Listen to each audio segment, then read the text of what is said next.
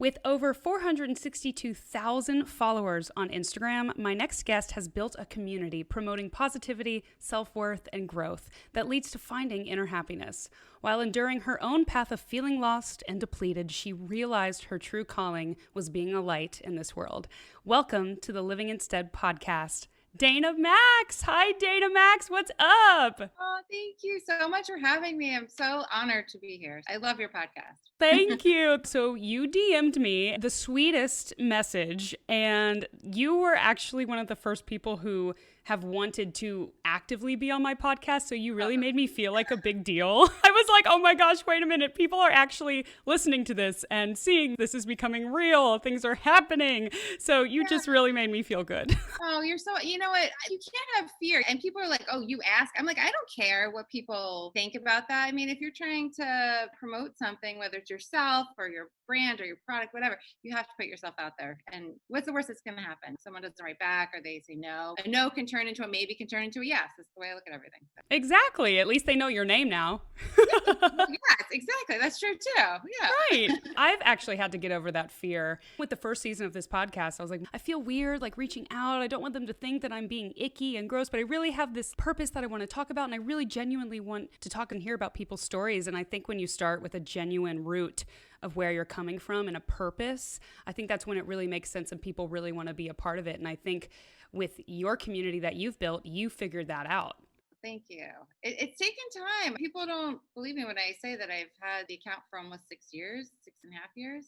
It takes time to build things. And people are always messaging me saying, oh, I have a new account. How do I get to 460 something thousand followers? And it really takes time and consistency. And you have to hear what people are saying to you without compromising yourself. So you have to be true to yourself, but you have to hear what your audience is saying. And it's like driving a car. Sometimes you go a little faster, sometimes you have to pull back a little bit. It's a very steady balance of riding the waves of life and building a brand. Well, you've figured it out, and that is definitely on the right path. So, Yeah. just want to clarify your account for everybody listening is at the Be Happy Project. And if you guys do not follow it, you need to go follow it right now because it will interject so much light and positivity into your feed. And you guys know that I have been a big advocate for cleansing your feed. When you log onto social media, you should make social media a safe and a happy place for you and mentality wise, and especially right now during this election, during a very chaotic year. It's really loud on social media right now. So now more than ever, go interject your feed and cleanse your feed and make it somewhere where it feels safe for you. But Dana-Maxx, I want to jump into your story. So let's start with the Be Happy Project. Let's start with what led you to building this empire of positivity. Yeah, it started with a failed dream. And so when I was a little girl, probably about 7 years old, I was always sketching and I knew I wanted to be a fashion designer and I knew I wanted to have my own company. And very few people can say from an early age they knew exactly what they wanted to do with the rest of their life. So I was always on that dedicated path. I knew it in my gut, my bones, my heart, my soul. And I went to FIT for college. I actually took classes at FIT in high school before I even went there. It was very competitive to get in. They accepted like 250 students for fashion design out of thousands. So it felt like, all right, like I've got the talent, they're recognizing it, I can do this. And all it takes is like hard work and effort. And I've got that too. And I graduated from FIT and then I started working in design for Betsy Johnson. And then I love her. Oh my gosh, that was like my 8th grade dance. Everyone wore Betsy Johnson. Just incredible human. She treated everybody exactly the same way. And so I got to work with her one-on-one and it was such a special experience for me. And after that, I went and worked in design for Marc Jacobs. And when I was working at Betsy and Marc, I moved back home with my parents. I was like 25 years old, did the totally uncool thing moving in with them, and I wanted to save up all my money so I can start my own company. And so I did, and with my own money I started my business in 2007 called Dana-Maxx, which was my first name, and it was a women's fashion company. I had it for almost a decade in New York City. We had the showroom on 7th Avenue. I did everything myself. My heart and soul was, this was my baby. We ended up being in every publication, every celebrity, stores across the US and worldwide. But I could never get to that next level because I was not funded by anyone except for myself and my parents. And unfortunately, the industry is a lot about who and how much money you have. And I didn't really know that many people, and I didn't have much money. I was doing it all by myself. And so I had to make a very difficult decision in about 2015. I had to close my business. And 2 years before that, I started the Be Happy Project because I knew I was probably going to end up having to close. And the decision to close was not an easy one. I felt like it was just this 25-year love affair that I was having, that it felt like I lost the love of my life. The person had died. And that's the only way I can say how it felt. And the grief was so magnified. I felt like I was drowning in pain and I lost my identity. Everything in my life was tied to this passion and purpose that I had. And not for a second, since I was 7, did I think I wouldn't have my purpose. And I went through a lot of talk therapy, years of talk therapy, and figuring out that I was shocked. My happiness was always tied to my business. So if something was great, if I had maximized on my success, I felt good. I was happy. But if I had an opportunity that was lost or someone rejected me, I felt really miserable and sad and emotional. I couldn't believe, like, how could that person not see my value and worth? And so I learned from that experience and I started the Be Happy Project, because you have to learn how to be happy in this moment. And so for the last 5 or so years, I've been in a place of constant contentment and peace, even when things rattle me or I get rejected or I miss an opportunity. I had to focus on a plan B. And so you have to relearn yourself and reclaim your life. Yeah. Wow, there was so much in there that I want to unpack. So, Okay. similar to you, I went through a season where I honestly don't even remember, other than maybe when I was little and on stage and I just did theater because I loved it and I loved the attention. I don't remember a time until recently where I didn't tie my worth to what I did. And I don't know if that is a Western concept. I don't know if that's a world concept. I don't really know where that stems from, but I do know that I was a victim of that, as were you, where one day I'm on the road and the show is great and the people loved me and it was amazing and I'm totally on cloud 9. And then the next day I have a crappy show, nobody shows up. I'm in the depths of despair. And living your life like that, it broke me. It broke my psyche. It broke my heart. I always grapple with this. Was it losing myself or did I just never know myself at all? Yes, I love that. And I think it's a little bit of both. I think, and I know you can relate to this, when you have what feels like your dream and purpose since you're little and you're dedicating your life to that, it becomes who you are. And I think, as a musician or for myself as a fashion designer, I named my company after my first name. So I was always under this perception that everyone viewed my success, my failures as me, Dana-Maxx. That's my company name. I don't think I'd ever do that again, because I was so emotionally, it made it even easier to be emotionally tied to that thing. You're not alone in feeling this way. I think a lot of people, and I've learned this because I was researching happiness now for years. And when you look online, it says that happiness is a feeling that you feel based on success, based on something going well, doing well, being good in life. And I can't believe that's what comes up on the internet, because it's false. And that's what we're taught since we're little. We're taught that if you're good, you're happy. That's how you feel. We have to change that narrative, because happiness should never be tied to a promotion, success, a relationship, anything like that. It can't be based on tangible things. It can't be based on people and things that come and go. And so we have to find daily inner happiness within ourselves. Or else, like you said, you live a miserable life. It's true. Yeah. And for me, I think realizing how highs my highs were and how lows my lows were, I was like, wait a minute, what is the middle ground? There has to be some sort of middle base level of peace where maybe it's not so high and so low, but it's a little bit more even. Is there a common through line that I can find? Is it a discipline? Is it a tool? What am I missing? I constantly felt like my world was just shaking all the time.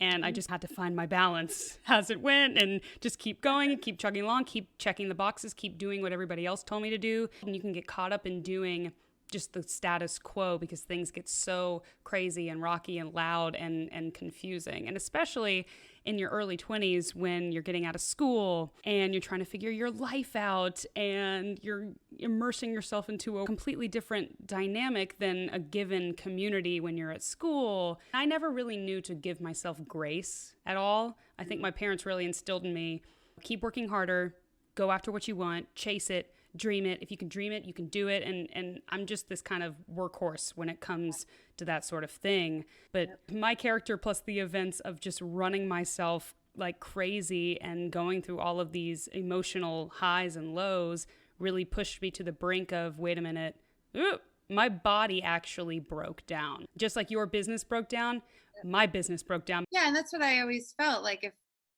being creative and being a designer was who I was. And so I think it's a few things, but I think it's expectations that hurt us. You and I are very similar. We're type of people who will go after our dreams, who work exceptionally hard to achieve something.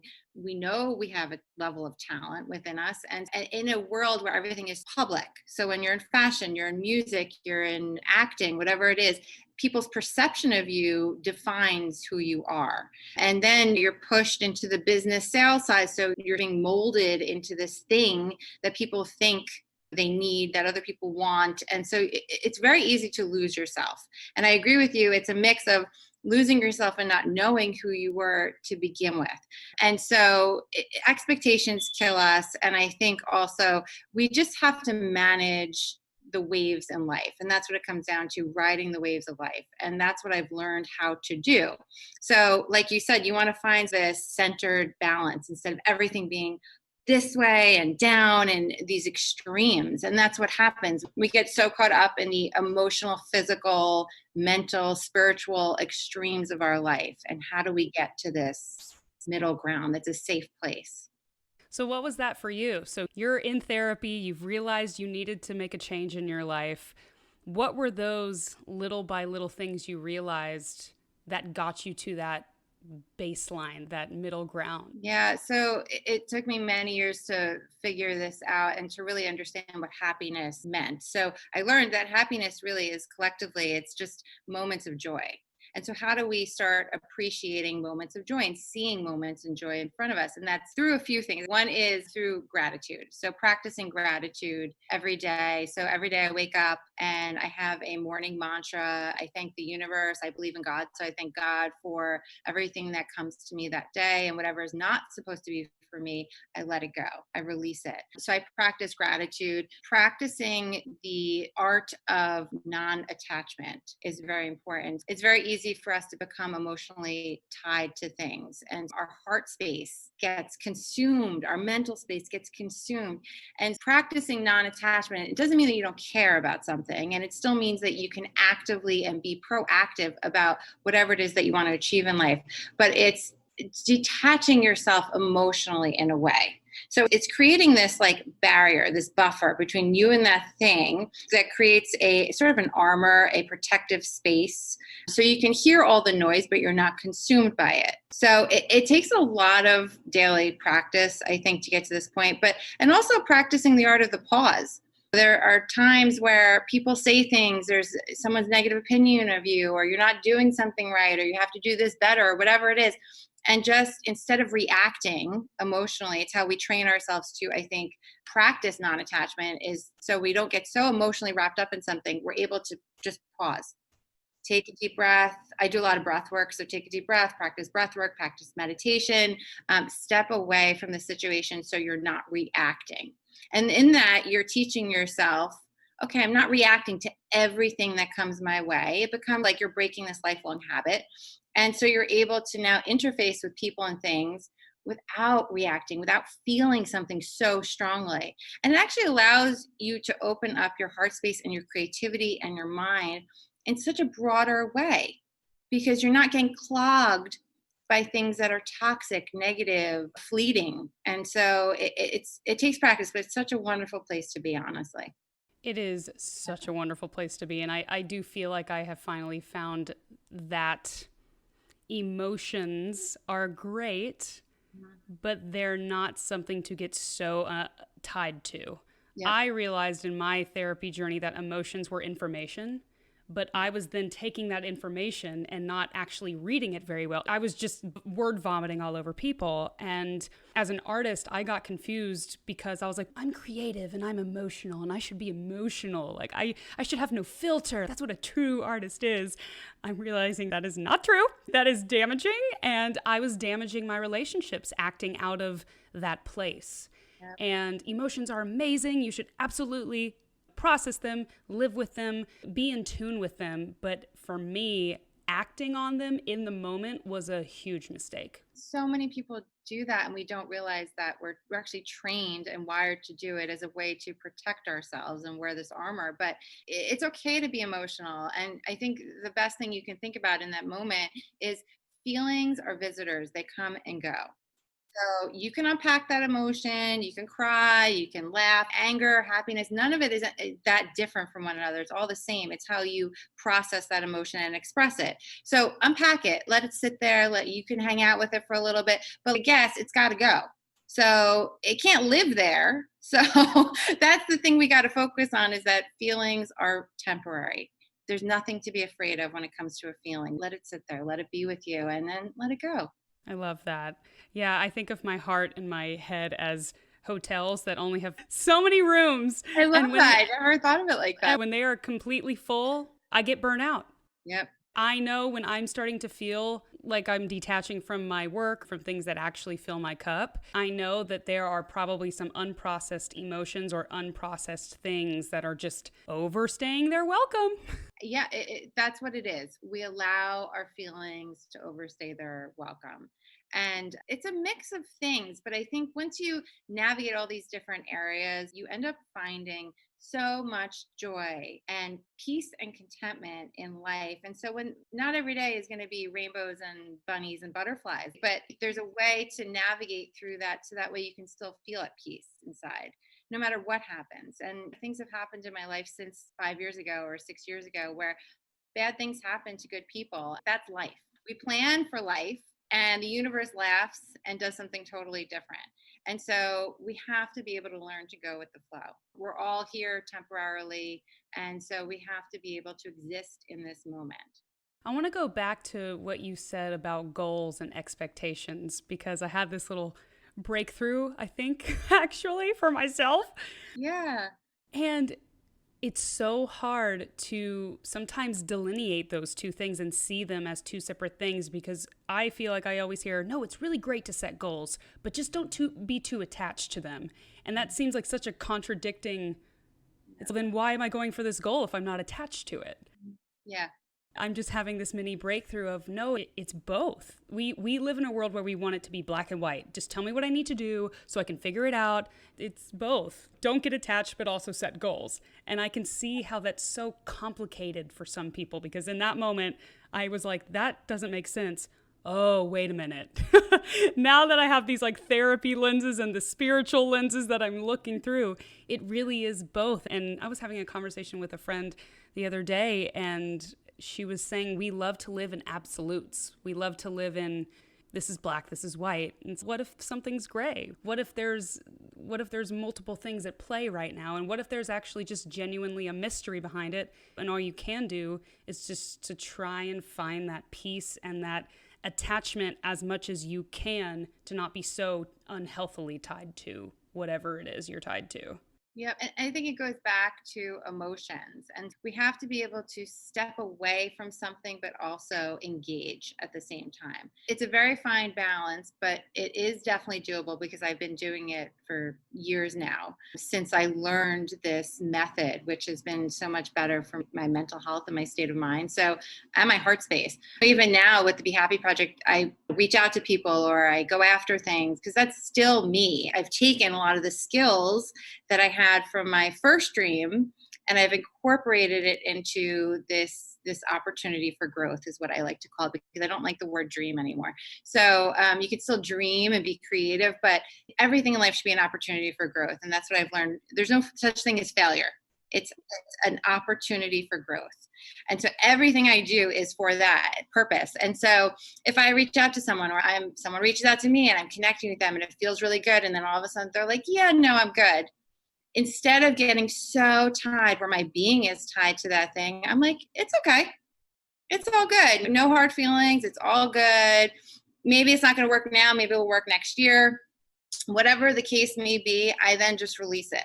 And the minute my mind goes to that space again of Dana-Maxx, you're not good enough. You're not worth. Well, the second it goes there, I'm like, you know what?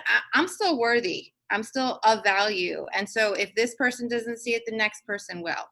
And so I release this thing. And so I'll create another opportunity. And that's what I do. I literally move on from it.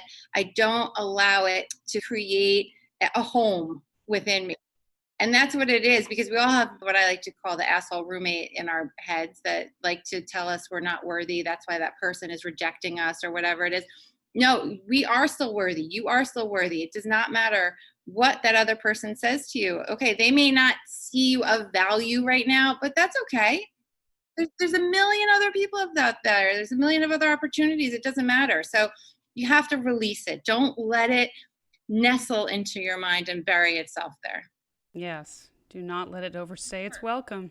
Do No, not. exactly. Like, show at the door. There it is. Bye. See ya.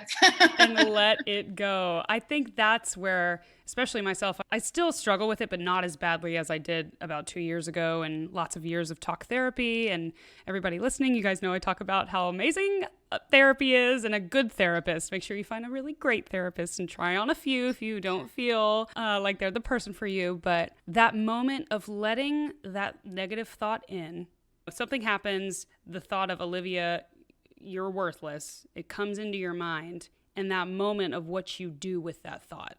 Do you actively say to yourself, that's not true, or do you entertain it?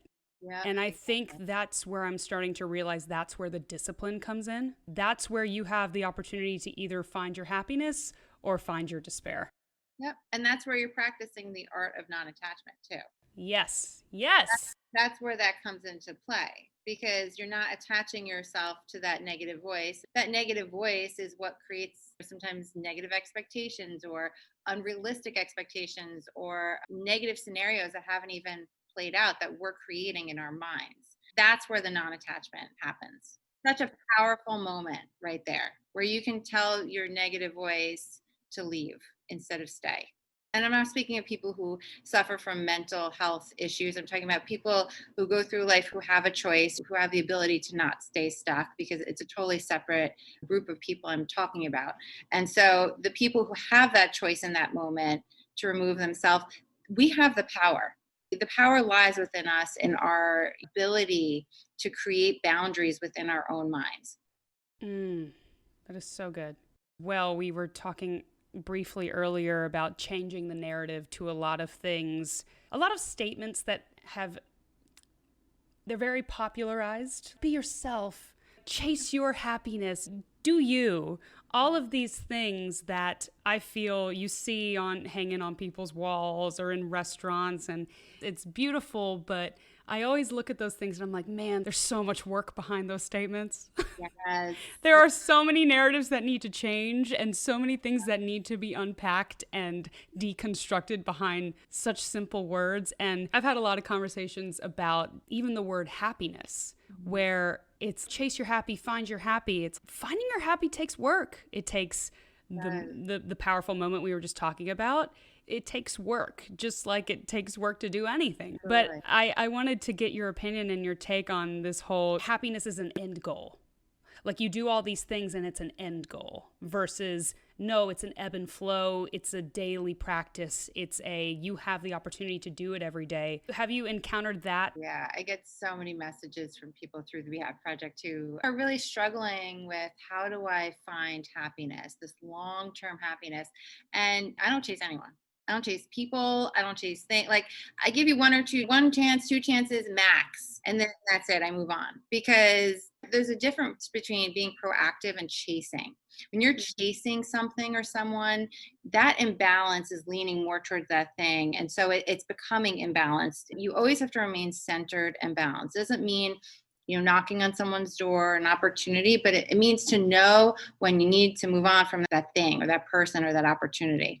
And again, it may not happen right now. It may happen next year or years from now or months from now, but it's okay to release it. I don't chase anybody. I don't chase anything. And when it comes to happiness, you shouldn't chase that either, because you have to find it in the little moments. So waking up, I'm here, I'm alive, I have this moment right now. I'm looking out my window, I see the sun, I see the trees turning colors where I am. It's becoming fall, it's beautiful. And so taking in little moments will allow you to open up your heart space for bigger things and bigger moments of joy. And that's what creates long-term happiness. And I think the other thing people do is that we tend to put numbers are everything in our society. How much you weigh, what age you get married by, you should know that what you want to do with the rest of your life by 20, like all these things. It's such a horrible, disgusting thing, because just because you're 20 doesn't mean you need to know what you want to do with the rest of your life. I mean, I'm going to be 40. I still really have no idea. Or get married by a certain age or have kids by a certain age. Like, try not to follow what everyone else is doing, because then you're going to get trapped and stay stuck in this negative narrative in your head as well. And there's going to be this voice that's, oh, you're almost this age. You haven't done this by this age. You don't know who you are. You don't know your purpose, your life plan, whatever it is. You don't have a family. You're not married. And it like starts to build. And I don't buy into that stuff. I never have. I'm almost 40. I got married really late in life, like 30, I think I was like 36. I had a kid at like 37. And people, when I was 30, were like, oh, you're going to have old eggs. You're going to like not be able to have kids. And I was like, oh my God, there are people who are like 20 who can't have kids. And I know people who are 45 and just had a child. So just eliminate the noise. You know what I mean? Between our negative minds and outside voices, there's just too much noise going on in our society. And we have to be true to ourselves and listen to our intuition and our instinct, and trust ourselves. And it doesn't mean that everything's going to work out and everything's going to be beautiful and amazing, but it means that even if it isn't, we still know who we are. We can ride that wave. And that's what it comes down to. Whew. Preach, girl.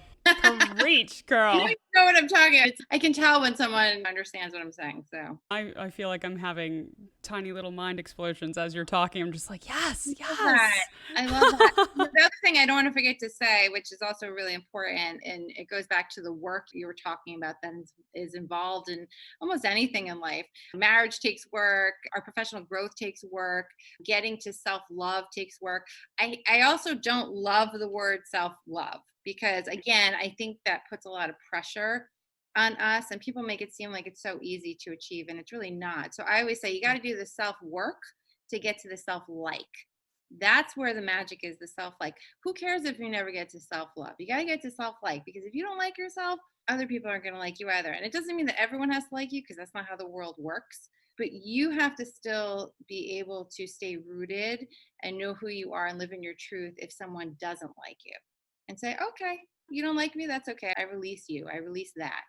That's not for me. And I still know who I am. I love myself. I like myself. Whatever term works for you to get to that place, so that you know yourself and you have value. It doesn't matter what anyone else thinks of you. Yeah, that was pretty much the reason I started going to therapy. I remember being out at a bar and no one wanted to talk about what I wanted to talk about. And I asked myself, why does nobody like me? And I realized I didn't like me. That was one of the hardest days. That was like 6 months into my therapy journey. I was like, oh. Yeah, but you know what? I have to tell you, it's amazing that you were able to get to that place. How old are you? You're 20? 29. Okay, so when you're 29, I know how I felt. I was like, oh my God, I feel so old. And even though I feel this way about myself and I'm on this path to liking myself and valuing myself, I feel like I'm not there yet and I have so much ahead of me. But in reality, the truth is the fact that you were able to even say to yourself, I'm the person who doesn't like me, is amazing, because it's not until we get tired of our own shit, and excuse my language, where we actually do something about it. And we act as the change in our world. So the fact that you did that is the biggest step you can take. It's changed my life. It's taking accountability for my own happiness and taking accountability for the changes that I want to see. And even the small fact of if people don't like talking about what I want to talk about, then why don't I just go figure myself out, but then find people who want to talk about what I want to talk about? Why am I making this so hard on myself? Because if I know who I am and I know what I love talking about and I can back it up with an authenticness and a genuineness, is that a word? I don't know. I make up words on here all the time. But a genuineness, then people will naturally come into my life. I was so stressed out, like, how am I going to find people who like me? The more I worked on myself, the more people came into my sphere just naturally. I barely even had to work on it. And that was the magic that I was like, whoa. Yes. Happiness is from within, just how you preach. It totally is. And it's that if you can get to that beautiful space of remaining centered and finding contentment and peace, no matter which way the boat is rocking, because there's going to be waves, there's going to be storms, there's going to be beautiful blue skies, there's going to be all of that, but you have to remain anchored.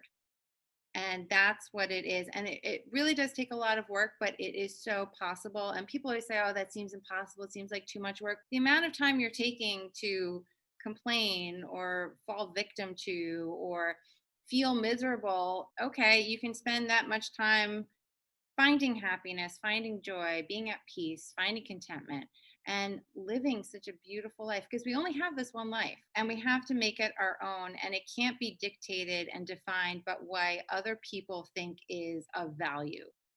And that's what it is. Like, and I've also learned you can have a plan B. It's okay. You can dream another dream. It doesn't mean that you have to stay stuck in your past. Our past is there to teach us so we can move forward. And so there's so much beauty in that.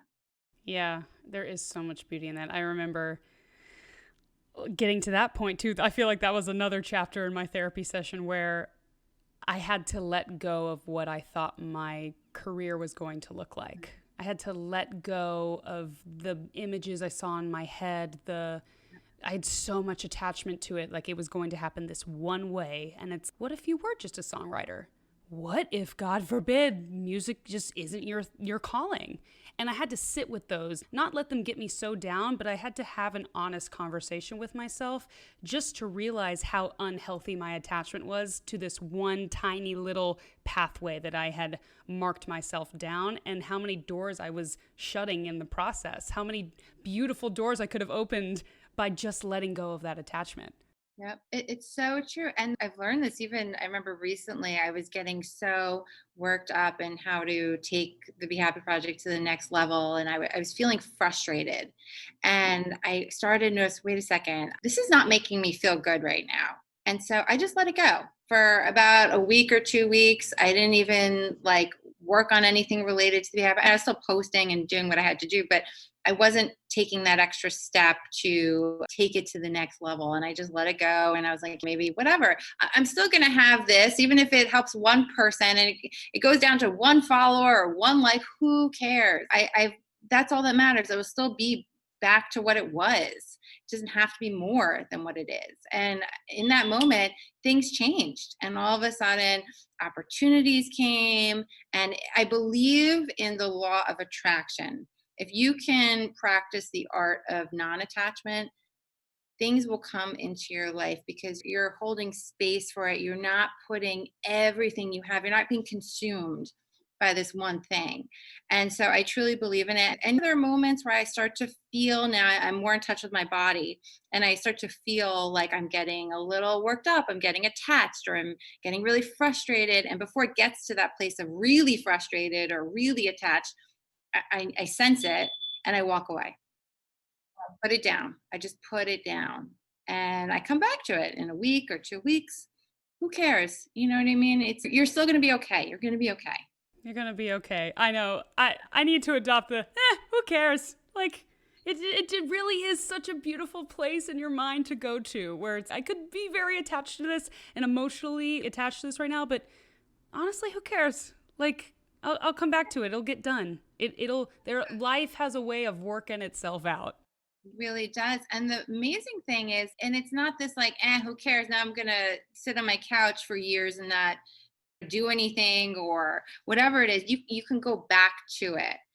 And it's just allowing yourself the time and space so that we're not restricted by you have to do it by X date or by a certain age or anything like that. Like knowing you're still going to be okay, whether or not this thing happens, because then it actually does happen. Because you're not utilizing so much energy to create this thing that like we're working so hard at it and it's just we're spinning our wheels. Actually, like we're allowed to put it down and all of a sudden the universe starts to bring things to us. It's such a beautiful thing. I really can't recommend this way of living enough. I know. I know. And it is not the mainstream. It's not what's on social media. It's not what's on the news. It's totally the opposite. So you have to declutter your mind and the noise. This is a lot like I'm recently a new foster cat mom. Oh, so cool. I love that. Yes, thank you. It's very new for me, but a lot of go with me here. I'm working the metaphor out in my head as I'm speaking it because that's what I do. But a lot of what we were just talking about of just letting it go. Like I want her to love me so much and she's just not about it. Like cats are very much, if you give me love, if you give me too much, I'm done. Yeah. Leave me alone. I'm going to scratch you. I'm going to bite you. And I'm like, okay, Yeah. all right. I'm just going to leave you alone. I'm just going to let you come to me. And then the other night, it's been about a week and a half the other night, finally, I was laying on the couch, just minding my own business. She comes over and she cuddles right next to me. And I was like, oh, See? this is the feeling. Don't get to it. Just let it go. Let her go. Let her do her thing. And she will, and the universe will bring her back. Like maybe she was going to cuddle you for zero point 0.2 seconds and then go back to being who she is. And that's okay. And the same thing that happens with my toddler daughter. Like I want to get like those kisses from her all the time and those hugs. And I want her to be super snuggly. And like, I just learned very early on, she's only 2.5, but I learned very early on that like, she's not that kid. And so I can still show her love and say, may I have a kiss? Do you want to give me a kiss? But that's also teaching her how to respect herself and her boundaries. And so I've put like a spin on it instead of feeling like, why is she not loving me? I love her so much. It's, you know what? She does love me, and this is her way of showing it. And it's also teaching her boundaries. And so it's all good. Just because she's not showing it in the way that I expect, again, it goes back to expectations, expect her to show it to me does not mean that she doesn't love me. Oh, this is so good. Wow, my mind is like, so what is the future? What are the next steps for the Be Happy project? So I'm always, this goes back to how I was how I made my former business successful. And again, success is subjective. And I like to always tell that to people. And I've learned that even today, but I take the skills that I had and I've noticed that I still use it here in the Be Happy project world. And we do have a lot of really awesome things that we're in the process of working on for 2021, especially. And I think it goes like riding the waves, but I don't like to harp on it a little bit because it's who knows. And again, it goes back to life has its own way of doing things. And so we have these cool things. Who knows? We'll see. Either way, I'm going to be good. The Be Happy project is going to be good. We have such a wonderful community of people, and whatever is meant to be will be. I trust the universe. I love that. Okay, we're going to finish this podcast out. I want to give people an opportunity to get to know you a little better. So I'm going to it's going to be like a lightning rapid fire. I'll say the first part of the sentence and then you complete it. Okay, first word and then I complete it. Okay. Yes. So my favorite meal is? Okay, I love like cashew butter, almond butter, peanut butter.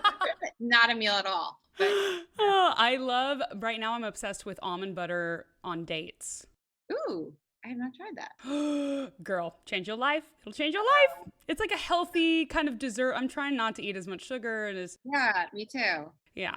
That it's sounds so good. Good. Okay, I will definitely take that into consideration. 3 things I never leave the house without. My wallet, although that's not true because I've shown up places without my wallet, but I try not to leave without my wallet, my keys, and my MAC Lady Danger lipstick. I've had this for 20 years. It's like my go-to thing. I feel naked. It's beautiful for all of you guys listening. She's got this like beautiful red lipstick on. It's gorgeous. And a mask. And a mask. That's like the new 2020, but a mask. A mask, yes. Yeah. Oh my gosh. This will be archived in like years and years later. People are going to be like, man, like whenever they drop the mask in the podcast, it's so crazy to think that's what they went through. Anyway, my favorite kind of music is? I honestly, music is my soul. I love music. It changes my mood. So honestly, whatever mood I'm in, I have a playlist for every different mood, everything I'm going through life, everything. I love music, everything. Oh, I love it. How about most recent playlist played? What kind of mood? So I love Londrelle, Londrele. I'm actually having him as a guest on my Instagram Live. I love his music. I don't know if you're familiar with it at all, but it is, oh my God, you guys have to check him out. I've been listening to it for years. It's all about self love, abundance mindset. It's incredible, powerful stuff. He's so talented. Please check him out. Yeah. I absolutely will. Yeah. If I were a superhero, my power would be. Ooh, I just would want, I'm very intuitive with people and I really pick up on people's energy. I was, really quick short story. I was in a train station once and I just picked, we were waiting online. It was a long line. And I picked up that this person was a bad person. And I felt like he did not have a ticket and something bad. He wanted to do something bad. I didn't know what it was. And so I was like, who knows? I hope he's what I think he is or not. But like, I went over to the police and I said, listen, I think I just get a bad vibe from this person. Please check him out. He ended up not having a ticket, trying to get on. Like, my intuition was correct. And the police officer came over to me and said, thank you. You're a hero. And I was like, please, I can't even believe that you're saying that to me. I am not a hero. I just want to keep people safe and protected. And I just got a bad vibe. So that would be my intuition, my energy on people. It's, yeah, Like it's, heighten it, like super heighten it. yeah, yeah. I would want to like take that to like some other weird level. Yeah. Oh, that would probably be my superhero too. Yeah. Or Oh, my cool. superpower. I love it. Yeah. Yeah, I Like, love it probably too. that way we would make the world a better place and keep the kind people going. And Yes. Something I would tell my 21-year-old something I would tell my 21-year-old self is, oh, girl, just girl. I don't know. Uh, girl with those eyes. Girl Just with like look a her up hundred. and down, girl. Yeah, that. Just, you know what? It will be okay. And life is going to be beautiful and magical. It may not be the way that you think it will be, but it will be beautiful. And then last one, happiness to me is, Just collecting moments of joy, living in contentment, finding peace in everyday life. Yep. love. I so enjoyed our conversation. I honestly cannot wait for people to hear this and listen to it over and over and over again and to go follow you. So tell everybody all of the skinny on the Be Happy Project. Yeah, so we're on Instagram and Facebook, but primarily Instagram, and it's at the Be Happy Project. And I am always so blessed by anyone who joins our wonderful community. It's just filled with really good people, honestly. The people that message me, it just blows my mind. Everyone is on a path to finding, I would just say, self worth and growth and just being okay in life. And it's just a wonderful place to be. I try to make it a safe space too. So, Love. yeah. Thank you so much for taking your time today. Thank you. I was like so excited to like share this time with you. And really, I'm so grateful for it. And you're incredible on so many different levels, like your music, your being. And now that I've gotten to like get to know you a little bit better, really, please, everyone check out your podcast and like, and please continue just for the betterment of this world, continue on the path that you're on to enlightenment and growth and everything. Just amazing. Yay. Oh, thank you. Thank you.